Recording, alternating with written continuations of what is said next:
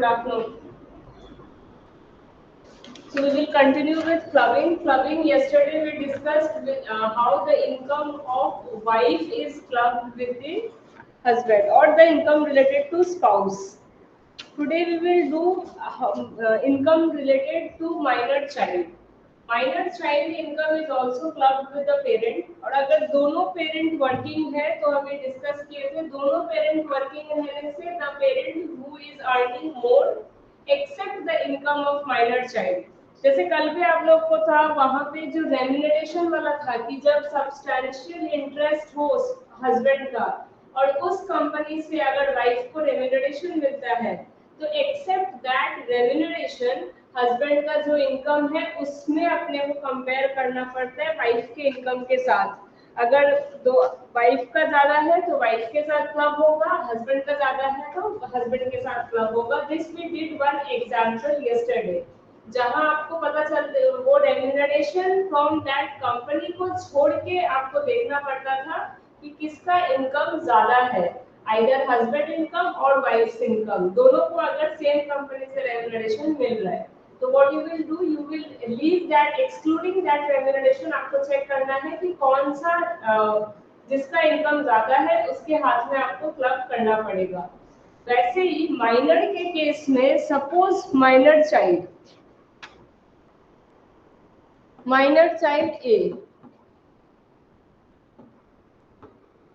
ए को सपोज मिल रहा है 20,000 मंथली इनकम, ठीक है, फ्रॉम एनी सोर्स ए को मिल रहा है। A is who is A है माइनर चाइल्ड, ठीक है। अब इसका पेरेंट है B, Mr B, Mrs B. Suppose Mr B का इनकम है 4 लाख रुपीज और मिसेस बी का इनकम है 2,50,000। तो ये माइनर चाइल्ड 20,000 ऐड किए बिना आपको पहले चेक करना पड़ेगा कि किसका इनकम ज्यादा है, मिस्टर बी का या मिसेस बी का। मिस्टर बी का ज्यादा है तो ये 20,000 माइनर चाइल्ड का इनकम बी के साथ क्लब होगा, नॉट मिसेस ए। नाउ इसमें एक और चीज है, क्लबिंग में आपका 1500 का एग्जेम्पशन है। जैसे 20,000 इज द इनकम, उसमें से आप 1500 माइनस कर दीजिए 18,500, ये क्लब होगा। 1500 का आपका एग्जेम्पशन है, 1500 और the income which the minor child is receiving whichever is lower. Suppose अगर माइनर चाइल्ड का इनकम रहता 1000 तो कितना आपको एग्जेम्प्ट होता 1500 और 1000, इन दोनों में व्हिचएवर इज लोअर, तो ये 1000 पूरा एग्जेम्पशन मिल जाता। तो 1500 का एग्जेम्पशन लिमिट है इन क्लबिंग। और ये किसके क्लबिंग पे है, माइनर चाइल्ड का। स्पाउस में या सन्स वाइफ में ऐसा कोई कंडीशन नहीं था, माइनर चाइल्ड में 1500 रुपये आपका एग्जेम्पशन मिलता है। और एक चीज विच आई डिस्कस जब हम क्लबिंग स्टार्ट किए थे उसमें है था कि माइनर चाइल्ड अगर अपना खुद का प्रोफेशनल स्किल या टेक्निकल स्किल, मेंटल स्किल कैसे भी करके वो अपना दिमाग लगा के कोई काम करता है, फिजिकल मेहनत करके कुछ करता है, या फिर उसका कोई प्रोफेशनल स्किल या उसमें कोई अलग टैलेंट है, सिंगिंग, डांसिंग, कोई भी ऐसा अलग टैलेंट है और उसके वजह से अगर ही इज अर्निंग, ही और शी अगर उसकी वजह से कुछ अर्न करता है तो वो इनकम क्लब नहीं होगा। फर्स्ट कौन सा क्लब नहीं होगा, जो मैनुअल इनकम, मैनुअल वर्क, अगर वो फिजिकली कुछ कर रहा है, मैनुअल वर्क मेहनत करके अगर ही इज अर्निंग, वो क्लब नहीं होगा। सेकंड, उसका कोई प्रोफेशनल स्किल है या उसका कोई टैलेंट है, एक्स्ट्रा ऑर्डिनरी कुछ स्किल्स है उसके पास, उसकी वजह से ही इज अर्निंग, तो वो इनकम टैक्स नहीं होगा। और एक कौन सा नहीं होगा, if the minor child is having any disability under section 80U। Now आपका जो डिडक्शन वाला चैप्टर है उस चैप्टर में आपको मिलेगा, उस चैप्टर में जब आप 80 सीरीज पढ़ेंगे, जितना भी 80 सीरीज का जो सेक्शन है उस चैप्टर में लास्ट सेक्शन है 80U।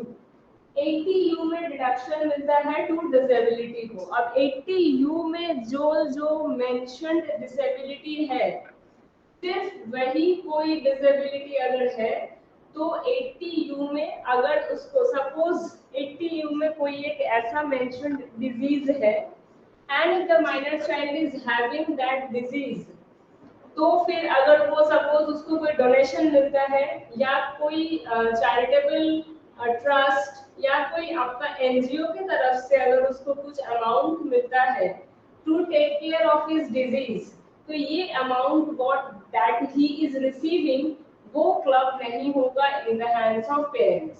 तो क्या क्या चीज नहीं होगा? 3 चीज। एक, फिजिकल मेहनत से अगर वो कुछ कमा रहा है, दूसरा मेंटल या टेक्निकल स्किल्स की वजह से अगर वो कुछ कमा रहा है, और तीसरा if he is having any disability mentioned under section 80U, 80U में ऐसा कोई डिसेबिलिटी है उसकी वजह से if he is getting some money और if he is earning something, तो ये 3 इनकम अपना पेरेंट के साथ क्लब नहीं होगा, उस पे वो टैक्स खुद देगा if it is taxable.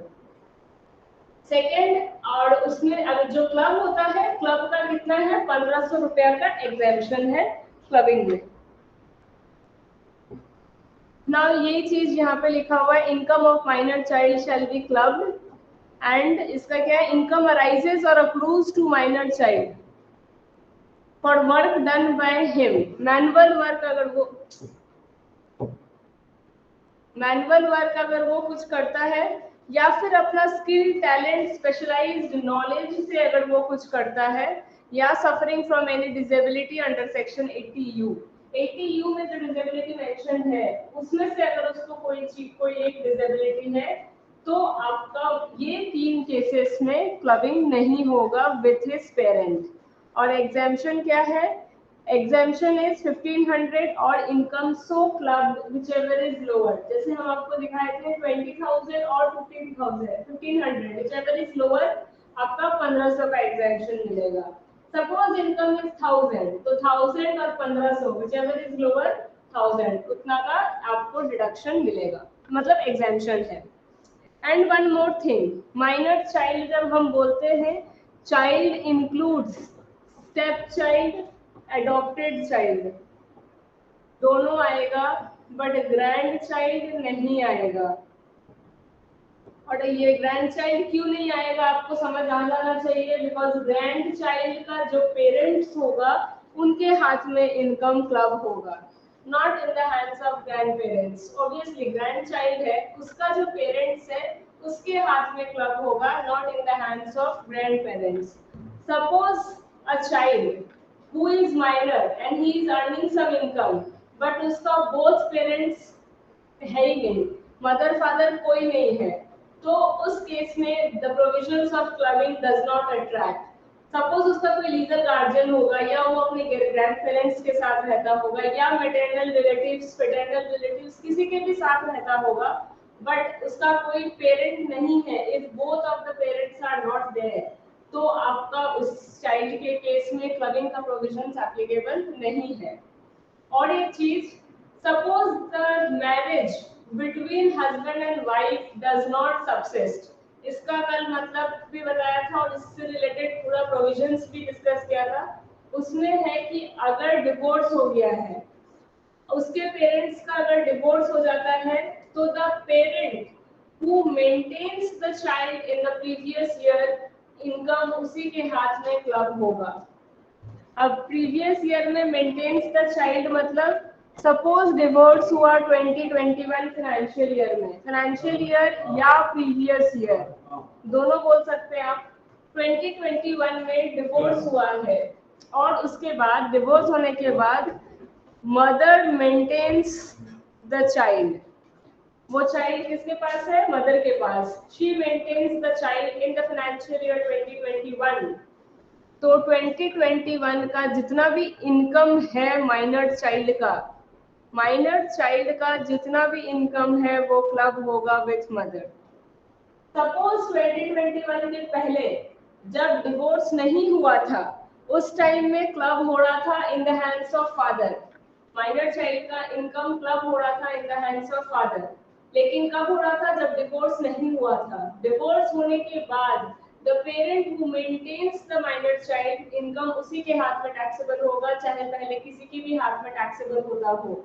Mother father किसी के भी चाइल्ड किसी के भी हैंड में टैक्सेबल होता है। डिवोर्स के बाद द वन हु मेंटेन्स उसके हाथ में टैक्सेबल होगा। और एक और पॉइंट, सपोज वो जो पेरेंट्स है, now if this was the case of divorce, suppose divorce नहीं हुआ है, तब आपको पता है किसके हाथ में टैक्सेबल होगा, द वन हु अर्न्स मोर, जिसका इनकम ज्यादा है, आइदर द फादर और द मदर, जिसका इनकम ज्यादा है उसके हाथ में टैक्सेबल होगा माइनर चाइल्ड का इनकम। एंड वंस जिसके हाथ में टैक्सेबल हो जाता है through out the year, through out that year and in subsequent years, हमेशा उसी पेरेंट के हाथ में टैक्सेबल होगा। मदर के हाथ में अगर टैक्सेबल होता है तो हमेशा क्लबिंग मदर के हाथ में ही होगा, एंड अगर फादर के हाथ में एक बार क्लबिंग हो गया तो थ्रू आउट फादर के हाथ में ही क्लबिंग होगा। एक्सेप्ट एक्सेप्शंस, एक्सेप्शंस में क्या आता है, डिवोर्स, अगर डिवोर्स हो गया है तो फिर उसके बाद the one who maintains the child उसके हाथ में क्लबिंग होगा। ओके, सपोज ऐसा कोई फाइनेंशियल ईयर आया, ये प्रोविजन आप कल भी पढ़े थे, सपोज ऐसा कोई फाइनेंशियल ईयर आया जिसमें the assessee wants to change the hands in which income is taxable. Suppose इतना दिन फादर के हाथ में टैक्सेबल होता है, but in particular financial year mother के हाथ में टैक्सेबल करना चाहता है, तो आपको किसको सेटिस्फाई करना पड़ेगा, one and only assessing officer. हमेशा हर चीज में किसी में भी कहीं भी प्रॉब्लम आने से सबसे पहले आपको किसको सेटिस्फाई करना पड़ता है, असेसिंग ऑफिसर को। अगर आप असेसिंग ऑफिसर को जस्टिफाई कर सके, उसको जस्टिफिकेशन दे सके कि why you want to change, और अगर असेसिंग ऑफिसर इज सेटिस्फाइड कि यस देयर आर कंडीशंस जिसकी वजह से चेंज करना पड़ेगा क्लबिंग का प्रोविजन, तो उस केस में क्लबिंग चेंज हो सकता है, फादर के हाथ से मदर के हाथ में जा सकता है और वाइस वर्सा। तो असेसिंग ऑफिसर का परमिशन से, and assessing officer will also give opportunity to both the parents of being heard. Opportunity of being heard मतलब दोनों पेरेंट्स को अपना बात रखने का पूरा वो दिया जाएगा कि whether you both are satisfied with this thing कि ये चेंज कर सकते हैं, तो आपको चेंज क्या बोलते हैं, चेंज करना अलाउ कर सकता है असेसिंग ऑफिसर। असेसिंग ऑफिसर अगर अलाउ कर दे तो फिर आप अपना क्लबिंग का प्रोविजन, अगर पहले कोई और पेरेंट के साथ होता था तो अब कोई और पेरेंट के साथ हो सकता है। When marriage does not subsist, जब marriage does not subsist तो I said shall be clubbed with income of that parent who maintains the minor child in previous year। previous year में जो minor child को maintain करता है उसी के हाथ में club होगा। marriage जब subsist करता है तो जिसका ज्यादा है, total income excluding this income मतलब माइनर चाइल्ड का इनकम को छोड़ के आपको देखना पड़ेगा कि मदर और फादर में किसका इनकम ज्यादा है। When marriage does not subsist, जो मेंटेन करता है। Clubbing in subsequent years, this discussed कि एक बार जिसके हाथ में क्लबिंग हो जाता है फिर all the subsequent years shell be clubbed with the other parent के हाथ में नहीं क्लब हो सकता। That any such income arising in any subsequent years, बाद में कभी भी shall not be clubbed with the total income of other parent, दूसरे पेरेंट के हाथ में क्लब नहीं होगा unless AO is satisfied, assessing officer satisfied है। assessing officer को अगर लगता है ये करना is okay, तभी आप कर सकते हैं। however assessing officer will do so only after giving opportunity of being heard to the other spouse। दोनों स्पाउस से, अगर फादर का हाथ में क्लबिंग होता था पहले, तो वो असेसिंग ऑफिसर मदर को पूछेगा कि वेदर यू आर सेटिस्फाइड कि आपके साथ इसका इनकम क्लब किया जाए। अगर the mother says okay it can be done, तभी असेसिंग ऑफिसर ये अलाउ करेगा।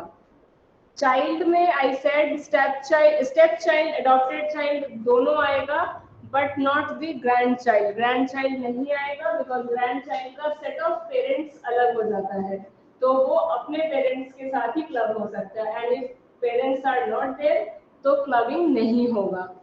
Income of married daughter, now यहाँ पे ऐसे लिखा है इनकम ऑफ मैरिड डॉटर, तो इसको देख के आपको लगता है मैरिड डॉटर है तो अपना उसका स्पाउस के साथ, हस्बैंड के साथ क्लबिंग होना चाहिए, बट मैरिड डॉटर अंदर लिखा हुआ है इस लाइन में इनकम ऑफ मैरिड डॉटर मतलब मैरिड माइनर डॉटर का बात कर रहे हैं।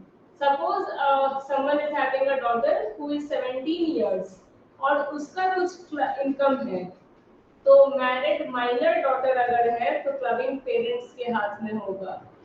आपको ये you keep it in mind, married daughter होने से उसका हस्बैंड के साथ क्लबिंग होना चाहिए था। इतना देर से हम लोग यही पढ़ रहे हैं कि स्पाउस के साथ इनकम क्लब होना चाहिए, बट यहाँ पे क्या है, married minor daughter. If the daughter is minor और उसका शादी हो गया है तो फिर पेरेंट के हाथ में क्लब होगा। Hence, income arising to minor married daughter shall be clubbed in the hands of parent. Parent के हाथ में club होगा। When neither of the parent is alive, कोई नहीं है, parent नहीं है, तो income of minor child cannot be added with income of guardian. Guardian के साथ आप ऐड नहीं कर सकते, किसी के साथ भी नहीं कर सकते, क्लबिंग का प्रोविजन एप्लीकेबल नहीं है। कैपिटल गेन, अगर जो प्रॉपर्टी आप माइनर चाइल्ड को गिफ्ट किए हैं वो अगर बेच दिया जाता है तो उसमें से जो कैपिटल गेन आएगा वो टैक्सेबल होगा in the hands of parent. Obviously अगर सारा ही इनकम टैक्सेबल है इन द हैंड्स ऑफ पेरेंट तो कैपिटल गेन भी टैक्सेबल होगा in the hands of parent. Now income of the year when minor attains majority. अब उस साल सपोज कोई तो एक ऐसा साल आएगा ना जिसमें वो माइनर मेजर भी बनेगा। सपोज उसका जो बर्थडे आता है 10th अगस्त, ठीक है, 10th August of the year में बर्थडे आता है। अब 10th अगस्त क्या होता है, ईयर का बीच में आता है, इसका मतलब फाइनेंशियल ईयर स्टार्ट कब से हुआ था, अप्रैल से। 1 अप्रैल से फाइनेंशियल ईयर स्टार्ट हुआ था। तो ये ईयर जिस साल वो माइनर मेजर बनता है ऑन 10th अगस्त वो मेजर बनेगा। तो 1 अप्रैल से लेके 10th अगस्त का इनकम, अगर इस साल के इस पीरियड में कोई इनकम है तो वो क्लबिंग प्रोविजंस एप्लीकेबल है। और 11th अगस्त के बाद 31st मार्च तक एंड सो ऑन, उसके बाद जो भी इनकम होगा उस पे क्लबिंग इज नॉट एप्लीकेबल। क्योंकि क्लबिंग कब एप्लीकेबल है, आप माइनर चाइल्ड का इनकम ही सिर्फ पेरेंट्स के साथ ऐड कर सकते हैं, मेजर चाइल्ड का इनकम नहीं कर सकते।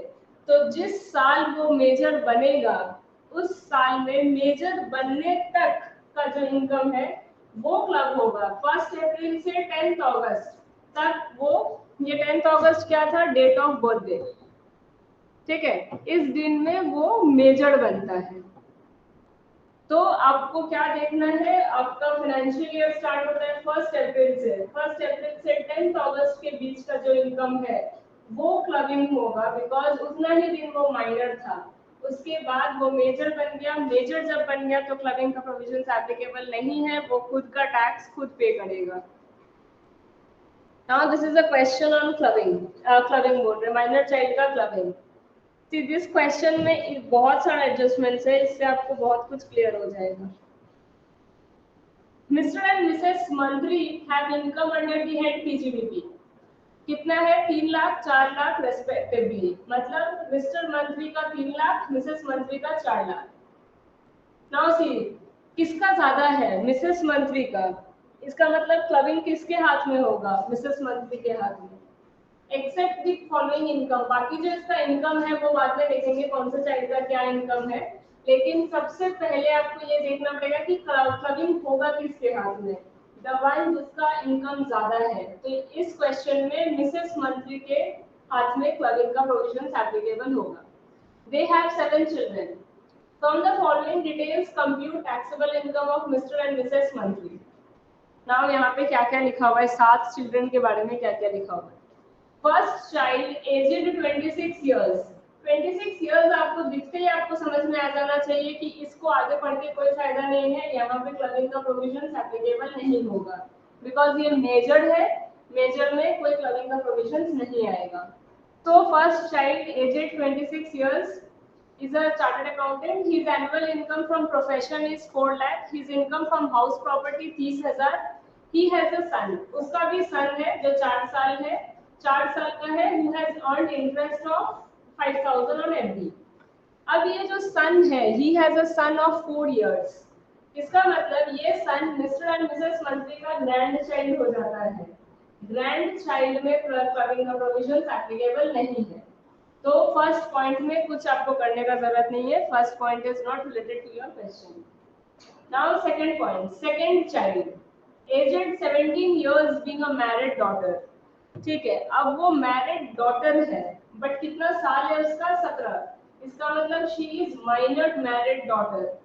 तो माइनर मैरिड डॉटर है, इसका मतलब उसका जो भी इनकम होगा आपको उस इनकम का क्लबिंग प्रोविजंस देखना पड़ेगा।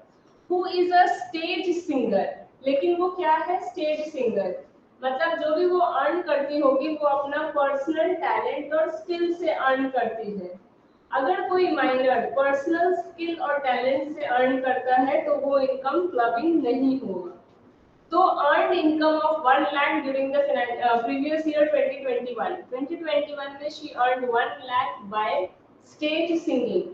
तो ये उसका पर्सनल टैलेंट था, इसीलिए 1 लाख रुपया का कोई क्लबिंग नहीं होगा। नाउ सेकंड पॉइंट में क्या लिखा है? She earn interest on FD. ठीक है, फिक्स डिपॉजिट पे what she is earning interest 8,000 रुपया। और ये लिखा हुआ है such fixed deposit has been made out of such singing income. गाना गा के जो पैसा आया वो क्लबिंग नहीं होगा, मतलब 1 लाख रुपया क्लबिंग नहीं होगा। लेकिन वो 1 लाख रुपया को इन्वेस्ट करके जो 8,000 रुपया इंटरेस्ट शी इज अर्निंग वो क्लबिंग होगा। बिकॉज वो जो इंटरेस्ट है वो उसका पर्सनल टैलेंट या पर्सनल स्किल से शी हैज नॉट अर्नड। तो यू सी कितना क्रिस्प और क्लियर लिखा हुआ है ये कि पर्सनल टैलेंट और स्किल का जितना पोर्शन है सिर्फ वही क्लबिंग नहीं होगा। उस पैसे को अगर इन्वेस्ट करके भी अगर आप कुछ करते हैं तो फिर भी वो क्लबिंग का प्रोविजन एप्लीकेबल होगा। यहाँ पे साफ साफ लिखा हुआ है she is earning from singing 1 lakh रुपया। वो 1 लाख रुपया आपको क्लबिंग करने का जरूरत नहीं है, but fix deposit she has done through this singing का पैसा होगी, उसी पैसे को वो एफडी करके शी इज अर्निंग 8,000, लेकिन वो 8,000 रुपीज क्लबिंग होगा। और वो किसके साथ क्लबिंग होगा? उसके मदर के साथ, मिसेस मंत्री। मिसेस मंत्री का इनकम 4 लाख है, विच इज मोर। दोनों पेरेंट्स में वो ज्यादा, उसका इनकम ज्यादा है तो उसके हाथ में क्लबिंग होगा। Now third child aged 16 years. 16 years मतलब माइनर। फिर यहाँ पे क्या लिखा है? Years is suffering from a disability specified under section 80U। 80U में कोई डिसेबिलिटी है, वो डिसेबिलिटी की वजह से she third child is suffering to the extent 55% blind. Now आपको हम पहले बोला था जो 80U का है वो सीवियर डिसेबिलिटी होता है, तो ये थर्ड चाइल्ड क्या है? 55% ब्लाइंड है। He has received interest income of rupees 40,000 by loan given to a private fund। कोई एक पर्टिकुलर लोन उसके नाम पे दिया हुआ है प्राइवेट फंड को, और उसमें से वो क्या अर्न कर रहा है? Interest income of 40,000। He is dependent on Mrs. Mantri. Though he is dependent, though he is minor, but ये 40,000 रुपया what he is earning will not be clubbed because उसको क्या है? disability specified under section 80U। तो वहाँ पे जो 3 चीज एक्सेप्शंस था उसमें से third point disability under section 80U था। तो as he is having disability under section 80U clubbing नहीं होगा। तो अभी तक हम लोग 3 पॉइंट पढ़े। 3 पॉइंट में सिर्फ ये जो फिक्स डिपॉजिट पे इंटरेस्ट है 8,000 रुपीज का मैरिड माइनर डॉटर का, सिर्फ यही क्लबिंग का प्रोविजंस यही एप्लीकेबल है। Next fourth child aged 14 years. 14 years है, माइनर है, has earned income of 45,000 during previous year 2021। Now out of physical and mental effort, अब फिजिकल और मेंटल एफर्ट से ही हैज अर्न 45,000। तो वो 45,000 का कोई क्लबिंग प्रोविजंस नहीं है, though he is a minor. Minor होने के बाद भी क्लबिंग नहीं होगा बिकॉज फिजिकल और मेंटल एफर्ट से वो उसको अर्न किया है। And income earned, expenditure incurred to earn this income is 15,000। 15,000 रुपया उसका खर्चा हुआ है। ये 40,000 रुपया कमाने के लिए 15,000 रुपया उसका खर्चा हुआ है। तो आपका ये 15,000 को आपको कुछ नहीं करना है, 45 पे क्लबिंग नहीं है। His loss from house property is 30,000. Now see, loss from house property 30,000. ये loss club होगा in the hands of Mrs. Mantri because house property से जो loss आया है उसको, that is not due to any physical or mental skill. कोई skill की वजह से नहीं है, कोई डिसेबिलिटी की वजह से नहीं है, या कोई फिजिकल मेहनत की वजह से नहीं है। तो इसीलिए ये लॉस जो है ये क्लब होगा in the hands of Mrs मंत्री। बिकॉज आपको कल पढ़ाया था कि इनकम अगर क्लब होता है तो जो नेगेटिव इनकम है वो भी क्लब होगा। नेगेटिव इनकम मतलब लॉस। हाउस प्रॉपर्टी से 30,000 रुपया का लॉस भी क्लब होगा। सेकेंड इज उसके बाद क्या है, fifth child. Fifth child 12 years is a partner in a partnership firm जहां से he is earning interest taxable 40,000, share of profit 35,000। Profit taxable नहीं होता है, ये कल भी बताया था। कल जो लास्ट सम था उसमें शेयर ऑफ प्रॉफिट था, प्रोपोर्शन वाला सम। उस प्रोपोर्शन वाला सम में भी I said share of profit taxable नहीं होता। तो ये 35,000 टैक्सेबल ही नहीं होता, तो क्लबिंग का तो कोई क्वेश्चन ही नहीं है। तो लेकिन जो इंटरेस्ट इनकम है 40,000 रुपीज, ये इंटरेस्ट इनकम क्लब होगा in the hands of Mrs Mantri. Other two partner of the firm are Mr and Mrs Mantri. मतलब वो घर का पार्टनरशिप का फर्म में पार्टनर है, वहां से उसको इंटरेस्ट मिल रहा है 40,000 रुपीज। तो ये 40,000 रुपीज क्लब होगा in the hands of Mrs Mantri. Next is six child. Six child का एज क्या है, 9 इयर्स। 1000 डिवेंचर्स है उसको, 100 each of a public sector company acquired through will of his grandfather. Will की वजह से उसको ये वाला डिवेंचर्स मिला है। और इंटरेस्ट ऑन दिस डिवेंचर कितना है, 10,000 रुपया।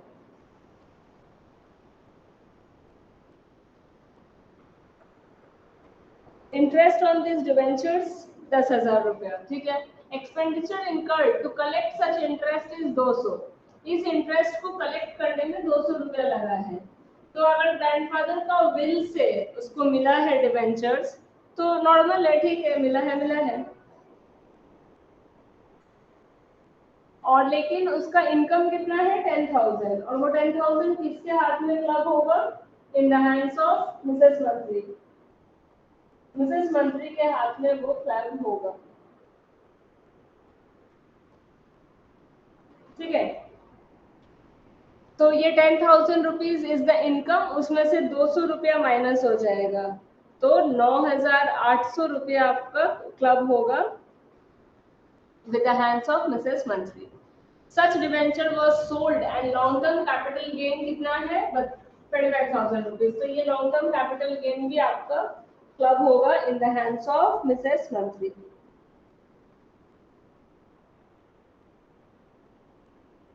Next seventh child earn interest on FD 500 रुपया, ये 500 रुपया क्लब होगा। तो इस सम को इफ यू डू, इस सम को करने से आपको सारा प्रोविजंस ऑफ क्लबिंग एक बार में क्लियर हो जाता है related to child. Now see one more thing, यहाँ पे जब आप सम करेंगे आपको सम जैसे यहाँ पे दिया हुआ है कि फर्स्ट वाला केस में कोई क्लबिंग का प्रोविजंस नहीं है, सेकेंड वाला केस में मैरिड माइनर डॉटर है जिसका देखिए आप इंटरेस्ट ऑन फिक्स डिपॉजिट।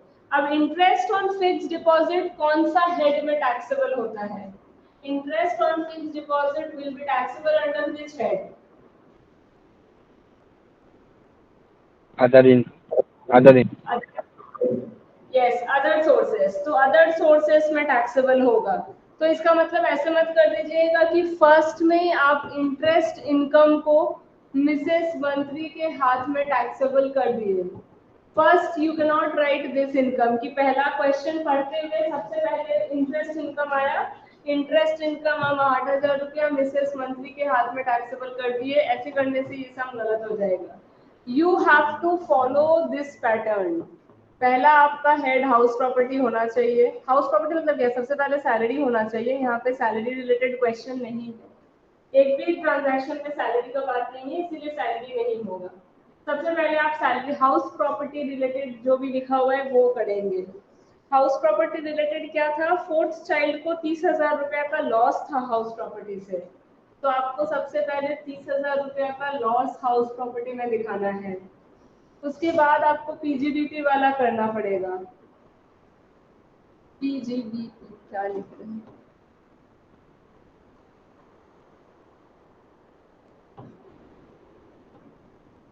फिर आपको पीजीबीपी वाला जो करना है वो करना पड़ेगा। जैसे 3 लाख रुपया मिस्टर मंत्री का, उसका रिलेटेड जितना भी एडजस्टमेंट्स, फिर 4 लाख रुपया मिसेस मंत्री का।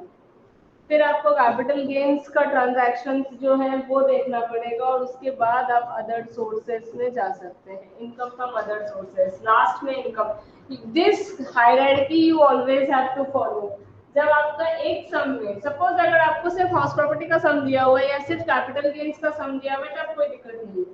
बट अगर आपको सम में 2, 5, 6 जगह से इनकम दिया हुआ है कवरिंग ऑल दी हेड्स, तब जब आप कंप्यूटेशन करेंगे तो आपको हेड वाइज कवर करना पड़ेगा। पहले सैलरी, फिर हाउस प्रॉपर्टी, फिर PGBP, you have to follow this hierarchy.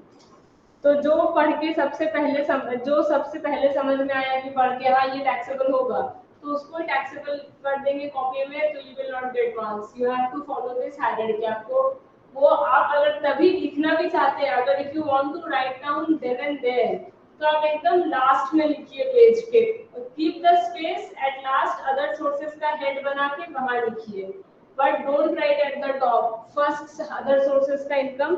वैसे if you write then you will not get marks. Tax में आपको अपना जो वो है हेड्स ऑफ इनकम का जो क्राइटेरिया है, वो क्राइटेरिया फॉलो करके आपको सम्स बनाना है, चाहे कोई भी सम हो।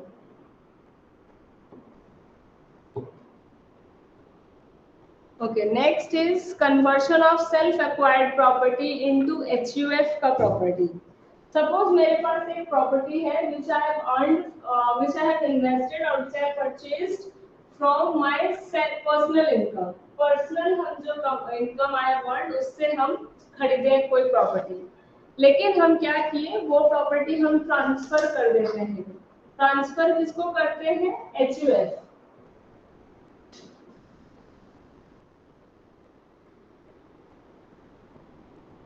HUF को ट्रांसफर करते हैं इन इनएडिक्वेट कंसिडरेशन। ठीक है, इनएडिक्वेट कंसिडरेशन का कल बहुत बड़ा डिस्कशन चल रहा था। इनएडिक्वेट कंसिडरेशन क्लियर है कि इनएडिक्वेट कंसिडरेशन मतलब suppose the market value of the property is 5 lakh, लेकिन आप HUF को 2 लाख में दे दिए। HUF आपको 2 लाख रुपया दिया and you being the member of that HUF, आप अपना प्रॉपर्टी ट्रांसफर कर देते हैं HUF को।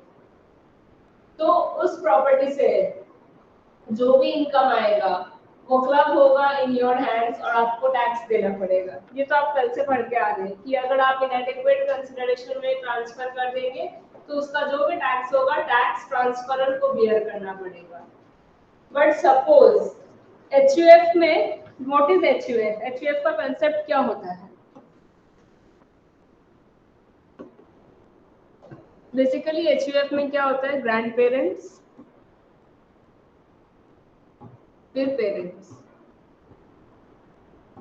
और children, joint family. Basically joint family को HUF बोलते हैं। अब पेरेंट्स मतलब पेरेंट्स, जो फादर है, फादर का जो ब्रदर्स है, they also form part of HUF, क्योंकि जो पेरेंट साइड में जो पैटर्नल फैमिली होता है वही HUF माना जाता है। मैटरनल साइड का फैमिली को हम लोग HUF नहीं मानते। और जो गर्ल आफ्टर मैरिज वो जिस फैमिली में जाती है, she becomes the member of उस फैमिली का HUF। जो उसका पेरेंट्स के साइड में जो HUF का फैमिली है, वो उस फैमिली में मेंबर ऑफ HUF नहीं माना जाता। तो इन दिस वे यहाँ पे पेरेंट्स है, जो फादर होगा, फादर का ब्रदर्स होगा, ये लोग सब मिलके इस HUF, ये पूरा फैमिली मिलके, ग्रैंड पेरेंट्स, फिर योर पेरेंट्स, अपना जो फादर है उसका brothers not the sisters, sisters तो जिस घर में शादी होने के बाद शी गोज वहां पे एचयूएफ होगा। तो पेरेंट्स, फादर, उसका ब्रदर एंड चिल्ड्रन, ये सब मिला के एचयूएफ बनता है। नाउ सपोज योर फादर, वो अपना पर्सनल इनकम से, फॉर योर फादर फैमिली क्या होगा, मदर मतलब वाइफ, हस्बैंड, वाइफ और children, father, mother, children, this becomes one family. फिर फादर का जो ब्रदर है, वो, उसकी वाइफ, उसके children, that becomes one family. ऐसे करके एक एक फैमिली होता है। फैमिली में फादर, मदर और चिल्ड्रन, ये लोग आया। ऐसा सेट ऑफ छोटा छोटा बहुत सारा, मान लीजिए if your father has 4 brothers, तो वो चारों जन का फैमिली, ग्रैंड पेरेंट्स सब मिला के एचयूएफ हुआ। लेकिन यहाँ पे जस्ट एन एग्जाम्पल कि सपोज फादर, मदर और चिल्ड्रन, ये ग्रुप है। ये ग्रुप में कौन रहता है, मिसेस ए, मिस्टर ए और इसका 2 चाइल्ड बी एंड सी। ठीक है। योर फादर अर्न्स कुछ पैसा ही earns from his personal income, वो एक प्रॉपर्टी खरीदता है और वो प्रॉपर्टी खरीद के ट्रांसफर कहाँ कर देता है, इस एचयूएफ में। तो ये प्रॉपर्टी यहाँ आ गया। ठीक है, ये प्रॉपर्टी यहाँ आ गया और कंसिडरेशन क्या था, इनएडिक्वेट। कंसिडरेशन था इनएडिक्वेट। तो इस प्रॉपर्टी में से,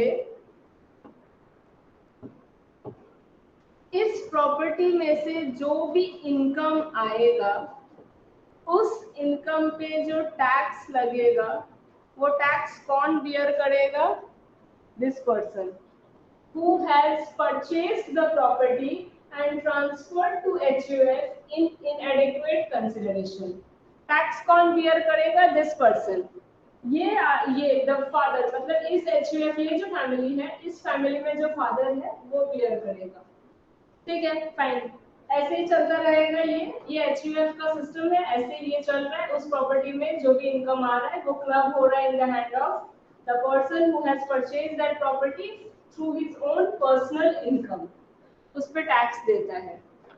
now one fine day what happens, यहाँ पे सबका झगड़ा हो गया एंड पार्टीशन हो जाता है।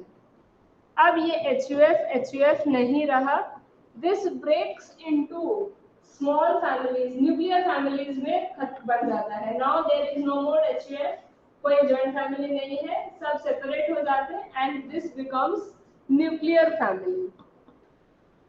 अब न्यूक्लियर फैमिली होने के बाद क्या होगा, वो जो फैमिली था जिसका वो प्रॉपर्टी था, वो जो फादर मदर वाला जो फैमिली आई ड्रू, उसमें जो था जैसे Mrs A, Mr A, B, C, ये लोग एक फैमिली है। ये लोग अलग अलग हो गए, सब आपस में अलग अलग हो गए, दिस बिकम्स वन फैमिली। और वो प्रॉपर्टी किसका था, इस फैमिली का था। अब क्या करेगा, अब तो HUF भी नहीं है, अब उस प्रॉपर्टी से इनकम आने से कौन टैक्स बियर करेगा। अब जब वो प्रॉपर्टी में से इनकम आएगा, वो इनकम प्रोपोर्शनेटली डिवाइड होगा। प्रोपोर्शनेटली किसमें डिवाइड होगा, इन चारों में। ये चारों को उसका टैक्स बियर करना पड़ेगा। जो फैमिली था, ये प्रोपोर्शनेटली जो इनकम मिलेगा, ये इनकम आपको डिवाइड करना पड़ेगा इन चारों में। जब HUF में रहते थे तब सिर्फ उसका टैक्स कौन बियर करता था, this person, father of the family, जो एक्चुअली वो प्रॉपर्टी खरीद के HUF को ट्रांसफर किया था। लेकिन जिस दिन HUF खत्म हो जाता है, पार्टीशन हो जाता है, तब वो प्रॉपर्टी में से जो इनकम आ रहा है वो प्रोपोर्शनेटली डिवाइड होगा इन दीज 4 पर्सन।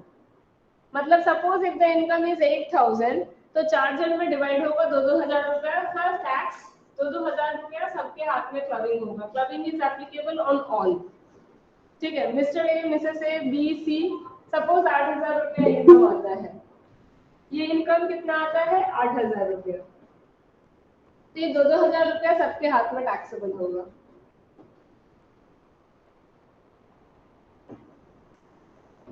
अब लेकिन 2-2 हजार सबके हाथ में टैक्सेबल, 2-2 हजार रुपए इनकम सब में प्रोपोर्शनली डिवाइड हो गया, इन लोगों को अपना अपना टैक्स देना पड़ेगा। अब आप सोचिए मिसेस ए तो स्पाउस है, इतना देर से हम लोग क्या पढ़ रहे थे, स्पाउस का इनकम टैक्सेबल किसके हाथ में क्लब होता है, हस्बैंड के हाथ में। इफ इज द वाइफ, जैसे स्पाउस के हाथ में इनकम क्लब होता है, तो मिसेस ए का इनकम वेरी ऑब्वियस किसके हाथ में क्लब होगा, मिस्टर ए के हाथ में।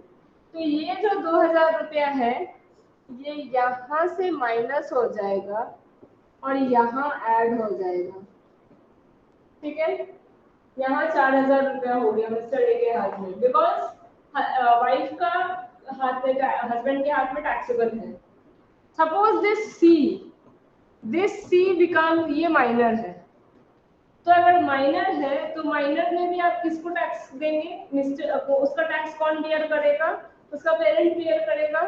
तो ये यहाँ से भी 2000 रुपया माइनस हो जाएगा और यहाँ आके ऐड हो जाएगा। तो total income of this father becomes 6000 और इनका 0, इसका भी 0। ये जो चाइल्ड है, सपोज ये मेजर चाइल्ड है, ये 2000 रुपया, ये इनकम ऐसे डिस्ट्रीब्यूट होगा। अगर एचयूएफ रहता तो ये टोटल 8000 रुपया, इन द प्रीवियस केस यहाँ पे भी इनकम 8000 ही था, तो ये 8000 रुपया फादर के हाथ में पूरा टैक्सेबल, पूरा इनकम उसी के हाथ में क्लब होता है। लेकिन जब पार्टीशन हो जाता है तब आपको ऐसे जाना पड़ेगा, वो पूरा फैमिली के हाथ में टैक्सेबल होगा, Mr A, Mrs A, B, C सबके हाथ में टैक्सेबल होगा। उसके बाद क्लबिंग का provision will be applicable. Clubbing में क्या था, वाइफ का इनकम क्लब होगा और माइनर चाइल्ड का इनकम क्लब होगा। तो ये 2000 रुपया मिसेस ए का भी मिस्टर ए के हाथ में जाएगा और माइनर सी का भी 2000 रुपया मिस्टर ए के हाथ में जाएगा। ना यू से ये समझ में आया, इसमें बहुत कुछ था। एचयूएफ में कैसे पार्टीशन होता है, कौन सा फैमिली को, जिस फैमिली का जो हेड है, जैसे father, if your father purchases the asset and transfers to HUF, तो उसका income your father has to bear. बाकी जो उनका ब्रदर्स है या एचयूएफ का और कोई जो है वो लोग बियर नहीं करेंगे, your father has to bear that. और जब आपका पार्टीशन हो जाएगा तब योर फादर का जो फैमिली है, मतलब your father, your mother and you, जो आपका चिल्ड्रन, ये फैमिली को उस इनकम को प्रोपोर्शनेटली अपने में डिवाइड करना पड़ेगा। इसका मतलब एचयूएफ कहीं भी इफेक्ट नहीं हो रहा है, जो खरीद के ट्रांसफर कर रहा है, अगर आप इनएडिक्वेट कंसिडरेशन में ट्रांसफर कर रहे हैं तो उसका इनकम भी आप ही को बियर करना पड़ेगा, या आप बियर कीजिए जब तक पार्टीशन नहीं होता, और जब पार्टीशन हो जाता है तो आपका जो फैमिली है उसको बियर करना पड़ेगा। No member of HUF will be affected, किसी और को टैक्स नहीं देना है, only that family has to give the tax. अब हम ये जितना भी चीज ड्रॉ किया और जितना भी चीज बोले वही यहाँ पे लिखा हुआ है, बस यहाँ पे एक डेट है और वो डेट है आफ्टर 31/12/1969। ये सारा काम इस डेट के बाद होना पड़ेगा, इट इज वेरी ऑब्वियस। अब अगर कोई भी ऐसा अरेंजमेंट होगा तो इस डेट के बाद ही हो रहा है। तो 31/12/1969 के बाद ऐसा अगर कोई भी काम है तो फिर ऐसे ही आपको टैक्स करना पड़ेगा। C, asset was originally self acquired property of the individual. Individual अपना पैसा से खुद के लिए वो प्रॉपर्टी खरीदा था, वो उसका पैसा था, खुद का पैसा था। देन एचयूएफ वो एसेट ट्रांसफर डायरेक्टली और इनडायरेक्टली एचयूएफ को फॉर इनएडिक्वेट कंसिडरेशन, इनएडिक्वेट कंसिडरेशन में वो एचयूएफ को ट्रांसफर कर दिया। ट्रीटमेंट ऐसे होता है, before partition hands of transferor, transferor के हाथ में क्या होगा, entire income of such property. After partition income from the assets attributable to the spouse, spouse का जो पोर्शन है वो भी ट्रांसफरर के हाथ में चला जाएगा।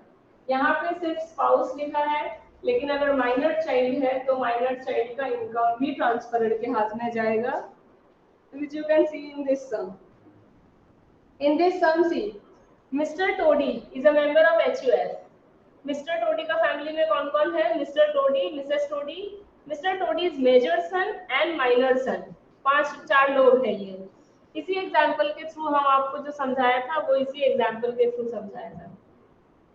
See, on 1/4/2019, Mr. Todi transferred his house property acquired through his personal income. Personal income से वो house property खरीदा था और वो किसको ट्रांसफर कर दिया? HUF को without any consideration. Inadequate तो छोड़िए, यहाँ पे consideration ही नहीं है, फ्री में ट्रांसफर कर दिया without any consideration. Very good.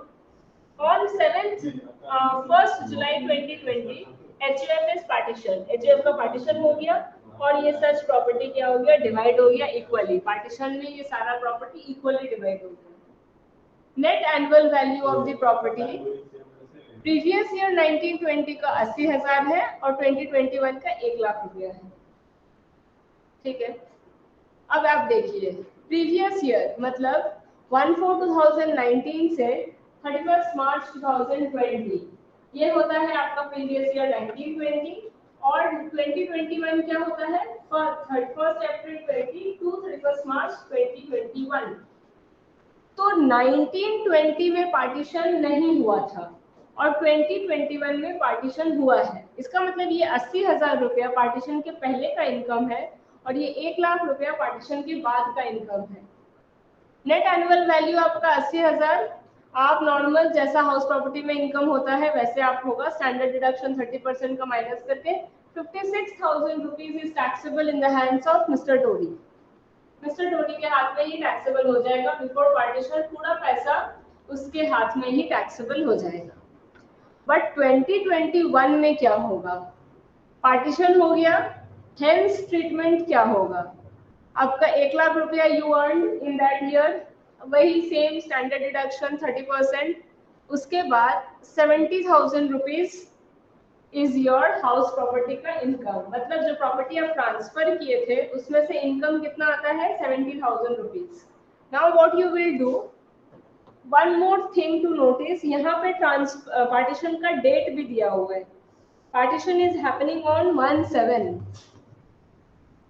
मतलब अगेन वही चीज, 1 अप्रैल से लेके इतना दिन का जो इनकम है वो टैक्सेबल होगा in the hands of Mr Todi और 1/7 के बाद जो 31 मार्च तक का इनकम है ये टैक्सेबल होगा अमाउंट द फैमिली, पूरा फैमिली के उसमें टैक्सेबल होगा। Now what happened, what is your income from house property? 70,000 rupees. 70,000 rupees को आप प्रोपोर्शनेटली डिवाइड करिए 3/12 में, अप्रैल मई जून 3 महीने का बिफोर पार्टीशन, ये जो आएगा वो बिफोर पार्टीशन आएगा और आप 70,000 को डिवाइड करेंगे 9/12 का, ये आएगा आपका आफ्टर पार्टीशन। ये 9 महीने का जो इनकम आएगा ये आएगा after partition. Now what is before partition का कितना होता है? 70,000 डिवाइडेड बाय 12 into 3, 17,500 रुपया ये वहां चला जाएगा बिफोर पार्टीशन। ये 17,500 पे टैक्स कौन देगा? मिस्टर टोडी। और बाकी जो इसमें बचा हुआ है 52,500, इस पे टैक्स कौन देगा? इस पे टैक्स चारों जन मिलके देंगे। 52,500 डिवाइडेड बाय 4, एक जन के हाथ में इतना इनकम टैक्सेबल होगा 13,125। ये 13,125 रुपीज आपका टैक्स का होगा सबके हाथ में, mister Todi, Mrs Todi, A B जो भी था वो लोग सबके हाथ में टैक्सेबल होगा। Now you C, mister Todi के हाथ में जो टैक्सेबिलिटी होगा फिर वो क्या होगा? मिस्टर टोडी को कौन सा टैक्स बियर करना पड़ेगा? एक तो आपको ये बियर करना पड़ेगा, ये इनकम 17,500 रुपया जो पार्टीशन के पहले का था, ठीक है। दूसरा अपना 13,125 बियर करना पड़ेगा, ओके। एक पोर्शन ये बियर करना पड़ेगा, this is his own share of 13,125 और एक 13,125 बियर करना पड़ेगा मिसेस टोडी का, उसका 113,125 भी टैक्सेबल होगा in the hands of Mr Todi. और इनका माइनर चाइल्ड भी है, माइनर चाइल्ड है माइनर सन बी, तो उसका भी 13,125 मिस्टर टोडी को ही बियर करना पड़ेगा, माइनर चाइल्ड। ये टोटल इनकम पे उसको टैक्स देना पड़ेगा, मिस्टर टोडी को इस इनकम पे टैक्स देना पड़ेगा। और जो मेजर सन था मिस्टर ए का मेजर सन, उसका टैक्सेबिलिटी आएगा इस इनकम पे, that is 13,125। In this way ये जो HUF का पार्टीशन होता है, in this way it will be calculated.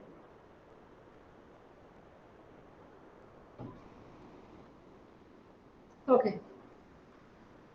Next is liability. इसमें कोई डाउट है इसको प्रोविजन में? No ma'am. Okay, so next, liability of the transferee, whereby reason of provisions contained in this chapter is relating to this chapter है, the income from any asset of a person other than assessee is included in total income of the assessee। ये क्या बोल रहा है? Income from any asset of a person other than assessee is included in total income of the assessee।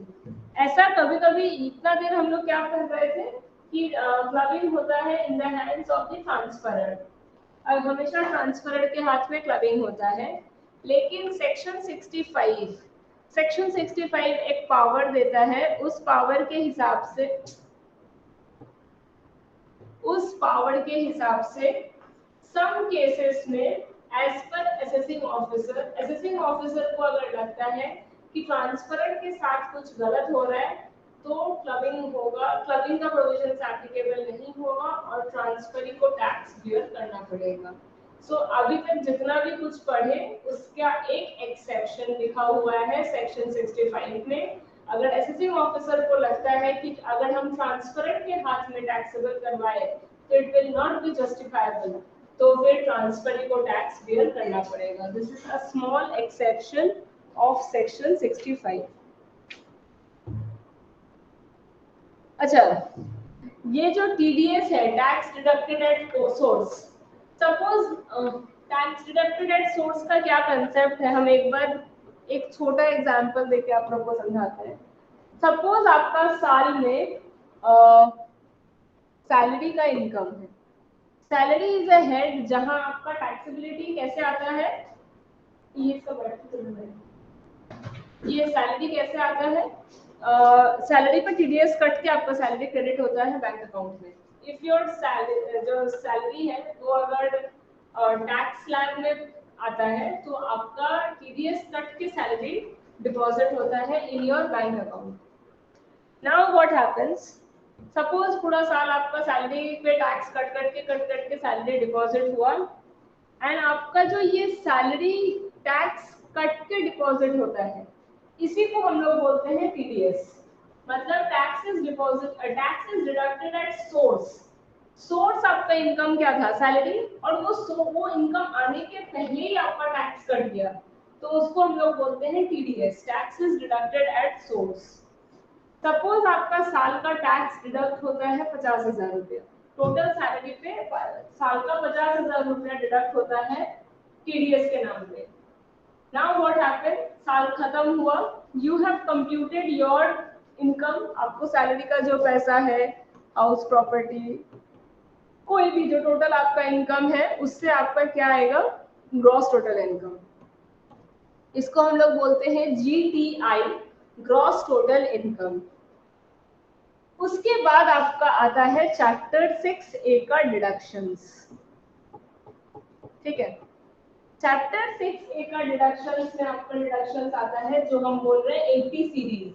80 series में 80C, 80D, 80E, 80G, 80GGB, GGA ऐसे करके बहुत सारा डिडक्शंस है। सपोज इतना सारा डिडक्शंस आप ले लिए तो आपका ग्रॉस टोटल इनकम ऑब्वियसली कम जाएगा और आपका टोटल इनकम आता है। दैट्स व्हाई पहला वाला ग्रॉस रहता है, उसमें से आप अपना जो डिडक्शंस है वो माइनस कर देते हैं, तब you get your total income, that is net total income. अब ये टोटल इनकम जब आया तब आपको लगा कि हमको साल में सिर्फ 43,000 रुपीज टैक्स देना था, लेकिन आपका टैक्स तो डिडक्ट पहले ही हो जाता है, तो ऑलरेडी 50,000 टैक्स आप दे चुके हैं। आपको लगता था कि हमको सिर्फ 40, आपको पूरा कंप्यूटेशन करने के बाद पता चला कि 43,000 टैक्स ही देना था, लेकिन टीडीएस का प्रोविजंस की वजह से आपका 50,000 का टैक्स कट चुका है। So now what happens? Will you pay this 7,000 extra? No, आप ये 7,000 एक्स्ट्रा पे नहीं करेंगे। आपका टैक्स लायबिलिटी कितना आया? आप अपना रिटर्न फाइल करेंगे, आपका टैक्स लायबिलिटी आता है 43,000। आपको इनकम टैक्स डिपार्टमेंट रिफंड कर देगा 7,000 रुपये। ओके, आपको रिफंड कर देगा 7,000 रुपया, क्योंकि आपका लायबिलिटी साल का कितना था? Only 43,000 rupees. आप टीडीएस दे के अपना लायबिलिटी इतना 50,000 का चला गया था इनकम टैक्स डिपार्टमेंट के पास, बट जब आप रिटर्न फाइल कर देंगे अपना, तो आपका 7,000 रुपया आपके पास वापस आ जाएगा। नेट में आप सिर्फ 43,000 रुपीज टैक्स पे किए। लेकिन जब क्लबिंग होता है, सपोज योर माइनर चाइल्ड का इनकम भी टीडीएस डिडक्ट हो के आता था, तो आप क्या लेंगे? आप माइनर चाइल्ड का इनकम तो अपना इनकम में ऐड करेंगे, तो whether will you get his TDS also? Yes, उसका टीडीएस का बेनिफिट भी आपको मिलेगा। माइनर चाइल्ड के रिलेटेड अगर कोई टीडीएस डिडक्ट हुआ है तो वो टीडीएस का बेनिफिट भी आपको मिलेगा। माइनर चाइल्ड का इनकम अगर आप टैक्स देंगे तो ऑब्वियसली अगर उस पर कोई टीडीएस मिल गया है तो वो टीडीएस का बेनिफिट भी आपको मिलेगा। This is only written in this TDS. TDS में यही लिखा है, deducted at source from such income, the credit of tax deducted shall be given to the person in whose hands income is taxable. जिसके हाथ में taxable होता है उसी के हाथ में आपको टीडीएस का बेनिफिट दिया जाएगा। एडवांस टैक्स में भी वही है, एडवांस टैक्स का प्रोविजंस है, आपको एडवांस टैक्स पहले ही पे करना रहता है। If when we will do advance tax वाला जो चैप्टर्स असेसमेंट और असेसमेंट प्रोसीजर्स वाला चैप्टर, उसमें आप देखेंगे क्वार्टरली एडवांस टैक्स पे करना पड़ता है। इफ सब उससे क्या होता है, आपका इन द ईयर आप 20-20 पे अपना टैक्स पे करते रहने से आपका जो एग्रीगेट टैक्स लायबिलिटी है वो कम रहता है, नहीं तो वो बहुत ज्यादा हो जाएगा। एंड एडवांस टैक्स नहीं पे करने से आपका एक सेक्शन है सेक्शन 234 ABC, 234 ABC में आपको इंटरेस्ट देना पड़ता है। वो इंटरेस्ट किस लिए होता है? If you file your return after due date तो आपको सेक्शन 234 ए का इंटरेस्ट देना पड़ेगा और BC में आपको इंटरेस्ट देना पड़ेगा अगर आप एडवांस टैक्स नहीं पे किए हैं टाइम पे। इसीलिए समटाइम्स यू विल सी आपका टीवी में ऐड भी आता है, to pay advance tax on time. इसीलिए advance tax on time payment करना पड़ता है। तो ये advance tax if it is related to minor का इनकम, तो वो एडवांस टैक्स का बेनिफिट भी उसको मिलेगा जिसके हाथ में क्लबिंग हो रहा है। तो एडवांस टैक्स, टीडीएस, सब कुछ का बेनिफिट जिसके हाथ में क्लबिंग होता है उसको मिलेगा। नाउ ये जो क्वेश्चन है, ये क्वेश्चन कल वाला ही क्वेश्चन है। C a proprietary business was started by Shrimati Rani in year 2018. As on 1st April 2019, her capital in business was 2018 में स्टार्ट की और 2019 में उसका कैपिटल कितना बन गया? 3 लाख रुपया। Now her husband gifted her 2 lakh rupees on 10/4/2019. Which amount Srimati Rani invested in her business on the same day? 10 अप्रैल को वो और 2 लाख रुपया अपना बिजनेस में इन्वेस्ट कर दी। Srimati Rani earned profits from her business in the financial year 1920. 1920 में उसको 1.5 लाख रुपया का प्रॉफिट हुआ और फाइनेंशियल ईयर 2021 में 3,90,000 का प्रॉफिट हुआ। नाउ सी यहाँ पे क्या है, वो अपना बिजनेस स्टार्ट की थी तो कैपिटल कितना था? 3 लाख रुपया। उसका हस्बैंड उसको गिफ्ट किया 2 लाख रुपया। और how much profit she earn in 1920? 1920 में वो कितना प्रॉफिट अर्न की? 1.5 लाख रुपया। टोटल मिला के 6.5 लाख रुपया उसका टोटल प्रॉफिट, टोटल कैपिटल बन जाता है, क्योंकि अल्टीमेटली प्रॉफिट भी आपका नेक्स्ट ईयर क्लोजिंग कैपिटल में ही बन जाके ऐड हो जाता है। Next year it becomes your opening capital. तो प्रॉफिट भी आप जो अपना और डिडक्शंस के बाद प्रॉफिट भी आप कैपिटल अकाउंट में ही क्लोज करते हैं। तो ये प्रॉफिट भी आपका कैपिटल अकाउंट में जुड़ गया, तो आपका टोटल कैपिटल कितना होता है 6,50,000। अब क्या बोलता है फाइनेंशियल ईयर 2021 में 3,90,000। नाउ ये आपको क्या बोलते हैं इसको क्लबिंग, आपको क्लबिंग के हिसाब से निकालना पड़ेगा कितना टैक्सेबल है किसके हाथ में। Now you see financial year 2021 में उसका कितना इनकम आया 3,90,000। बट ये 3,90,000 जो इनकम था वो इनकम अर्न करने के लिए उसके कैपिटल में 2 लाख रुपया हस्बैंड का है। ओके क्योंकि ये 3,90,000 कब अर्न की 2021 में, और उसका हस्बैंड 2 लाख रुपया कब दिया 1920 में, मतलब ये पहले ही गिफ्ट कर चुका है। तो इसका मतलब जब नेक्स्ट साल वो प्रॉफिट अर्न करती है तो 3,90,000 में 2 लाख रुपया का भी प्रोपोर्शन है, and that proportion belongs to her husband. तो उस प्रोपोर्शन का टैक्स भी उसका हस्बैंड ही देगा। दैट मीन्स 6.5 लाख रुपया का कैपिटल में 2 लाख रुपया उसके हस्बैंड का है, तो 3,90,000 का प्रॉफिट में कितना प्रोपोर्शन उसके हस्बैंड के पास जाएगा, बिकॉज वो 2 लाख रुपए के वजह से भी तो कोई प्रॉफिट हुआ होगा, वो 2 लाख की वजह से भी तो कोई प्रॉफिट हुआ होगा। तो वो 2 लाख रुपया किसके हाथ में, उस 2 लाख का जो प्रोपोर्शनेट प्रॉफिट है ना वो प्रॉफिट उसका हस्बैंड पे करेगा।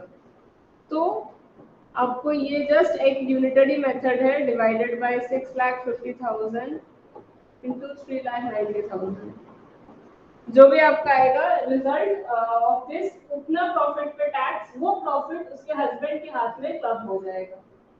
तो उस कैपिटल का प्रोपोर्शनेट प्रॉफिट उसका हस्बैंड को देना पड़ेगा, उस प्रॉफिट पे टैक्स हस्बैंड को देना पड़ेगा। Now this was the last question and last concept। ये कंसेप्ट कल भी किया था, जो प्रोपोर्शनेट वाला पोर्शन है ये कल भी किए थे अपने, जहां शेयर ऑफ प्रॉफिट नहीं हो रहा था प्रोपोर्शनेटली डिवाइड, सिर्फ इंटरेस्ट का इनकम प्रोपोर्शनेटली डिवाइड हो रहा था। तो दिस इज द प्रोपोर्शनेट वाला कंसेप्ट का एक और सम। तो with this we finish clubbing. Clubbing में इतना ही है, वाज द स्मॉलेस्ट चैप्टर अभी तक का और एंड इजीएस्ट आल्सो। इसमें ऐसा कुछ ज्यादा कोई प्रोविजंस भी नहीं है, बेसिकली थ्योरी चैप्टर है और आपको बस कुछ पॉइंट्स है जो याद रखना पड़ेगा। Now next we will start with set off and carry forward. Set off and carry forward of losses. अब सेट ऑफ और कैरी फॉरवर्ड का मतलब क्या होता है, इस साल का लॉस आप इस साल का इनकम के साथ सेट ऑफ कर दीजिए। क्यों? क्योंकि सपोज आपका 5 लाख का इनकम है और 1 लाख का लॉस है, तो एक्चुअली आपका इनकम कितना है 4 लाख, और आपको टैक्स भी 4 लाख पे ही देना चाहिए। There is no use of giving, तो फिर आपको टैक्स भी 4 लाख पे ही देना पड़ेगा, क्योंकि 5 लाख का इनकम आप दिखाएंगे और 1 लाख का लॉस, तो उससे कोई फर्क नहीं पड़ता। Ultimately total income, total profit आपका कितना है 4 लाख का, बट ये 4 लाख आपको इस साल पे टैक्स भी देना है, तो आप इसका सेट ऑफ कर दीजिए। तो ये जो आप सेट ऑफ कर दिए 5 लाख से 1 लाख माइनस कर दिए, इसको हम बोलते हैं सेट ऑफ। बट सपोज आपके पास 2 बिजनेस है, एक बिजनेस में से आप 5 लाख रुपया अर्न करते हैं और एक बिजनेस में आप 6 लाख रुपया का लॉस अर्न करते हैं। अब आप क्या करेंगे, सेट ऑफ तो सिर्फ 5 लाख ही हो सकता है, बिकॉज प्रॉफिट 5 लाख का है, 5 लाख रुपया उसमें आप सेट ऑफ कर देंगे।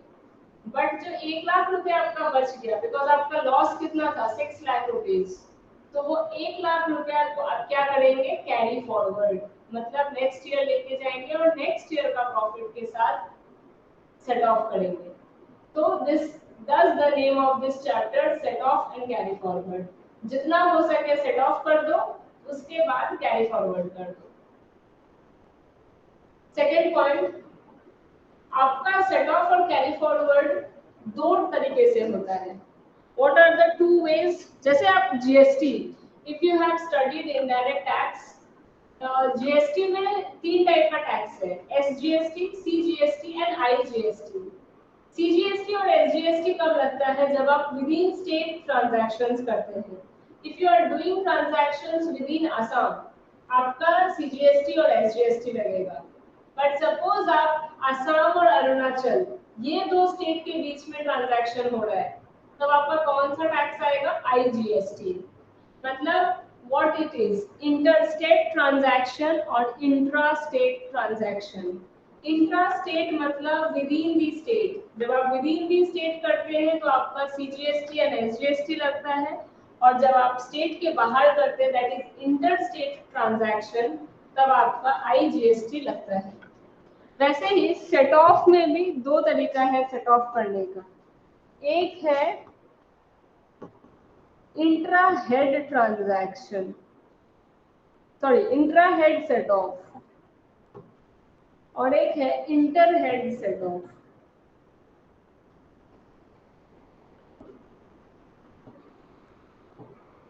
अभी दोनों का मतलब क्या है? Intra head set off and inter head set of.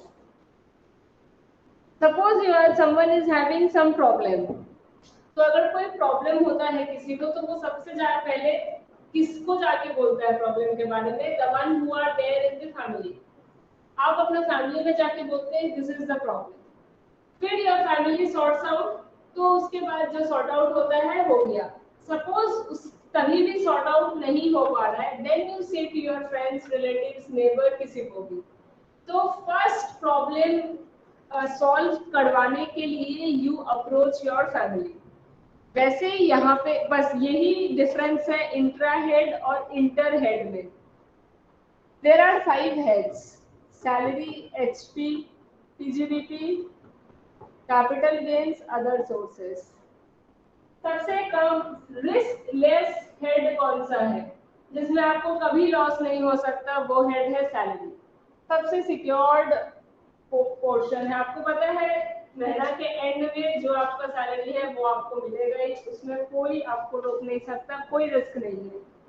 This is the most riskless head I think. House property में अगर आप रेंट नहीं दे पाए, आपका लॉस है, बिजनेस में लॉस है, कैपिटल गेन्स में अगर कम में बेच दिए, लॉस है, अदर सोर्सेस में अगर आपका बैंक डिपॉजिट है, बैंक डिपॉजिट में इंटरेस्ट रेट कमा लेता है बैंक, तो आपका इंटरेस्ट कम जाएगा, आपका लॉस है। हर हेड में कुछ ना कुछ तरीके से लॉस हो सकता है, बट सैलरी में until and unless you don't leave your job or you are not thrown out of your job, तब तक कोई लॉस नहीं है सैलरी में, सैलरी आपको मिलेगा। तो सैलरी में कभी सेट ऑफ का बात भी नहीं आता, क्योंकि वहां कोई लॉस ही नहीं होता जिसको सेट ऑफ करना है। बाकी 4 हेड में आता है सेट ऑफ का बात: HP, PGBP, CG, other sources. Now one more thing, अब आता है इंट्रा हेड HP। सपोज आपके पास हाउस प्रॉपर्टी है, house property 1, house property 2, house property 3, 3 house property है आपके पास। इसमें लॉस, इसमें लॉस और इसमें प्रॉफिट। Now what happens? सबसे पहले आप अपना घर में प्रॉब्लम बताएंगे, तो ये हाउस प्रॉपर्टी 2 सबसे पहले अपना लॉस लेके हाउस प्रॉपर्टी 1 के साथ जाएगा सेट ऑफ करने। हाउस प्रॉपर्टी 3 भी सबसे पहले अपना लॉस लेके हाउस प्रॉपर्टी 1 के पास जाएगा सेट ऑफ करने। अगर हाउस प्रॉपर्टी 1 से पूरा सेट ऑफ हो जाता है तब तो कोई प्रॉब्लम ही नहीं है, जो बात था घर में वो घर पे ही रह गया। बट सपोज इसका लॉस हाउस प्रॉपर्टी 2 और 3 का इतना ज्यादा लॉस है कि हाउस प्रॉपर्टी 1 सेट ऑफ नहीं कर पा रहा है, तो फिर इसके दूसरा हेड में जाना पड़ेगा, और वो दूसरा हेड सपोज होगा PGBP, salary, capital gains, other sources, कहीं भी उसको जाना पड़ेगा। So this is going out of your family. This becomes inter-head transaction when your heads are not same. House property का हाउस प्रॉपर्टी में ही सेट ऑफ कर लेने को हम लोग बोलते हैं इंट्रा हेड ट्रांजैक्शंस, और जब दो हेड में सेट ऑफ होता है तब उसको हम लोग बोलते हैं inter head transactions. This is the difference between intra head and inter head transactions. Section 70 में इंट्रा हेड के बारे में लिखा हुआ है, और सेक्शन 71 में इंटर हेड के बारे में लिखा हुआ है। तो एक और लाइन है सेक्शन 71, सबसे पहले कौन आता है, 70 आता है, फिर 71 आता है। तो इसीलिए सबसे पहले आपका इंट्रा हेड ट्रांजैक्शंस होगा। अगर हाउस प्रॉपर्टी का लॉस है तो पहले यू विल ट्राई कि उसको सेट ऑफ करें हाउस प्रॉपर्टी के साथ। पीजीबीपी का लॉस है तो सबसे पहले यू शुड ट्राई कि उसको पीजीबीपी में ही सेट ऑफ करें। कैपिटल गेन्स का कैपिटल गेन्स में करें, अदर सोर्सेस का अदर सोर्सेस में करें। और इफ नॉट पॉसिबल, अगर इंट्रा हेड में नहीं हो पा रहा है सेट ऑफ, तब आप सेक्शन 71 के पास जाएंगे और इंटर हेड सेट ऑफ करेंगे। Okay, this was about the heads. अब सोर्स। नाउ कैपिटल, अब हाउस प्रॉपर्टी में तो हेड और सोर्स सेम होगा, कभी भी ऐसा नहीं हो सकता कि हाउस प्रॉपर्टी में सिर्फ एक ही चीज का इनकम आता है, हाउस प्रॉपर्टी, तो इसीलिए उसका सोर्स भी हमेशा सेम नहीं रहता है हाउस प्रॉपर्टी। बट पीजीबीपी में आपका 5 रकम का बिजनेस हो सकता है। नाउ एक तो दैट इन दैट केस क्या होता है, आपका सोर्स चेंज हो जाता है। तो there is also there are provisions जहां सोर्स पे बात आता है कि आप सोर्स में सेट ऑफ कर सकते हैं कि नहीं। 5 टाइप का बिजनेस है, तो आप 5 अलग अलग सोर्स से यू आर अर्निंग, तो वो 5 अलग अलग सोर्स का लॉसेस कैसे सेट ऑफ होगा with in the sources, that is one thing. Capital gains में भी आपका 2 टाइप का सोर्स होता है, long term capital gains, short term capital gains. अब शॉर्ट टर्म कैपिटल गेन्स का लॉस कहां सेट ऑफ होगा और लॉन्ग टर्म कैपिटल गेन्स का लॉस कहां सेट ऑफ होगा, वो आपको पढ़ना होगा। अदर सोर्सेस में भी आपके पास बहुत कुछ है, casual income, owning of race and owning and maintaining race horses, वो एक बिजनेस हो सकता है। कैजुअल इनकम से आपका बिजनेस हो सकता है, लॉटरी वॉटरी से आप कोई पैसा जीत के आए, वो सब हो सकता है। या हो सकता है कि और आपका नॉर्मल जो अदर सोर्स है, बैंक इंटरेस्ट, एफडी का इंटरेस्ट, इनकम टैक्स रिफंड का इंटरेस्ट, ये सब भी आपका आ सकता है। ये एक हो गया, ये हो गया सोर्स में एडजस्टमेंट। सोर्स में एडजस्टमेंट, हेड में एडजस्टमेंट, ये दो चीज भी आपका सेट ऑफ और कैरी फॉरवर्ड में है। एंड लास्ट वन थिंग, जो इनकम टैक्सेबल नहीं है, अगर उस इनकम में लॉस है तो वो सेट ऑफ नहीं होगा। फॉर एग्जांपल सेक्शन 10, सेक्शन 10 में लिस्ट ऑफ इनकम्स है जो टैक्सेबल नहीं होता। For example agricultural, agricultural income आपका टैक्सेबल नहीं है, तो इसीलिए एग्रीकल्चरल इनकम से अगर कोई लॉस आएगा तो वो लॉस भी सेट ऑफ नहीं होगा किसी भी हेड में, कोई भी सोर्स के साथ कहीं भी लॉस सेट ऑफ नहीं होगा। अगर जो इनकम टैक्सेबल नहीं है तो वहां से अगर आपको लॉस होता है तो वो लॉस भी टैक्सेबल नहीं होगा। नाउ यू, अब इसमें कुछ कुछ एक्सेप्शंस है, जैसे long term capital gains. Long term capital gains में अगर लॉस होगा तो वो सिर्फ लॉन्ग टर्म कैपिटल प्रॉफिट से ही सेट ऑफ होगा। Long term capital loss is always set off by long term capital profit. मतलब वहां पे हेड में भी ईगो है, capital gains head is same but source अलग है। लॉन्ग टर्म कैपिटल का और शॉर्ट टर्म कैपिटल में ईगो है। लॉन्ग टर्म कैपिटल का लॉस शॉर्ट टर्म कैपिटल का प्रॉफिट के साथ कभी सेट ऑफ नहीं होगा, वो हमेशा लॉन्ग टर्म कैपिटल प्रॉफिट के साथ ही सेट ऑफ होगा। लेकिन short term capital loss long term capital profit के साथ सेट ऑफ हो सकता है। These are the points जो आपको लर्न करना पड़ेगा कि कौन किसके साथ सेट ऑफ हो सकता है। सपोज स्पेक्युलेटिव बिजनेस, आपके पास दो बिजनेस है, एक स्पेक्युलेटिव और एक non speculative. Speculative business I said जिसमें आपका शेयर सिक्योरिटीज ये सब में जो आप इन्वेस्ट करते हैं, आपको इस टाइप ऑफ क्या बोलते हैं, यू डोंट नो कि आपका लॉस होगा या गेन होगा या क्या। स्पेकुलेशन पे जो ट्रांजैक्शंस होता है, गैम्बलिंग वैम्बलिंग टाइप, वो सब का एक बिजनेस है और एक नॉन स्पेकुलेटिव है। तो स्पेकुलेटिव बिजनेस में जो लॉस है वो हमेशा स्पेकुलेटिव प्रॉफिट से ही सेट ऑफ होगा, वो अदर बिजनेस या नॉन स्पेकुलेटिव बिजनेस का प्रॉफिट से कभी सेट ऑफ नहीं हो सकता। क्यों? क्योंकि स्पेकुलेशन एक ऐसा बिजनेस है जिसमें आपको कोई पता नहीं है कि आपको प्रॉफिट होगा या लॉस होगा।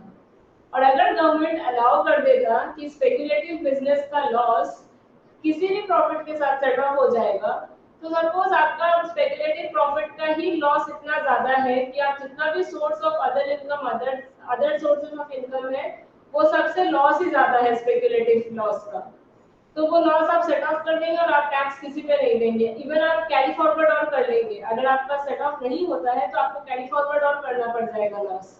तो इसीलिए टू रेस्ट्रिक्ट योर लॉस, ताकि लॉस का फायदा इतना नहीं उठा सके आदमी कि उसको टैक्स ही नहीं देना पड़ रहा है, उसका इनकम से ज्यादा लॉसेस का फायदा नहीं उठा सके, इसीलिए ये सब को रेस्ट्रिक्ट किया गया है। इसीलिए स्पेक्युलेटिव बिजनेस करते हो तो उसका रिस्क तुम्हारा है, इसीलिए उसका लॉस भी तुमको बियर करना पड़ेगा।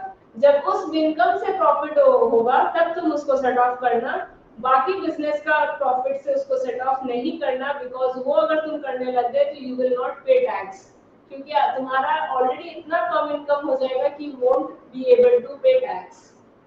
इसीलिए भी जितना रिस्क रिलेटेड है ना, वो सारा रिस्क रिलेटेड को अलग रखा गया है। स्पेकुलेटिव लॉस स्पेकुलेटिव प्रॉफिट से ही टैक्सेबल सेट ऑफ होगा।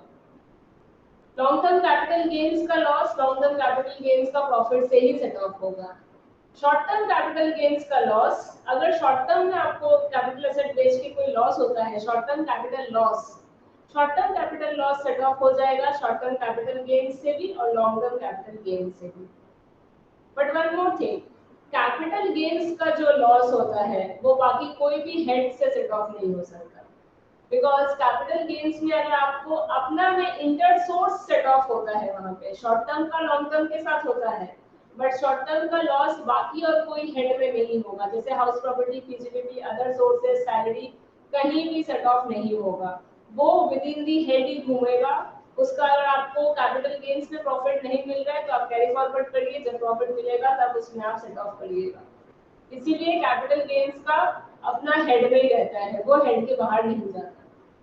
प्रॉफिट्स और पीजीबीपी, पीजीबीपी में अगर आपको लॉस है तो आप सैलरी से कभी सेट ऑफ नहीं कर सकते। पीजीबीपी का लॉस, बिजनेस का लॉस सैलरी से कभी सेट ऑफ नहीं हो सकता, बिकॉज बिजनेस का कोई भरोसा नहीं है। सपोज एक साल में आपका 4 लाख रुपया का लॉस है और कोई एक पर्टिकुलर सोर्स से आप सैलरी अर्न करते हैं 4 लाख, विच इज फिक्स, आपको पता है आप 4 लाख सैलरी तो अर्न करेंगे, तो आप हो सकता है बिजनेस में ज्यादा एक्सपेंस दिखा के 4 लाख का loss, you might book wrong expenses, जो एक्सपेंस हुआ ही नहीं है वो एक्सपेंस आप बुक्स में रिकॉर्ड करके अपना लॉस दिखाएंगे 4 लाख रुपया, और वो 4 लाख को आपको पता ही है सैलरी से मेरे को 4 लाख रुपया आएगा, उससे सेट ऑफ कर देंगे और आप कोई टैक्स नहीं देंगे। इसीलिए जो रिस्क जोन है वहां पे government has not allowed any set off और carry forward. Carry forward allowed है, आप बिजनेस का लॉस ले जाइए, next year carry set off करिएगा विद बिजनेस का प्रॉफिट, बट सैलरी में से आप कभी भी बिजनेस का प्रॉफिट सेट ऑफ नहीं कर सकते। These are the things in your set of carry forward. अब ये set off carry forward tomorrow we will start. आप अपना क्लबिंग डिवाइस कर लीजिएगा। Tomorrow we will start with set off carry forward. Okay, thank you.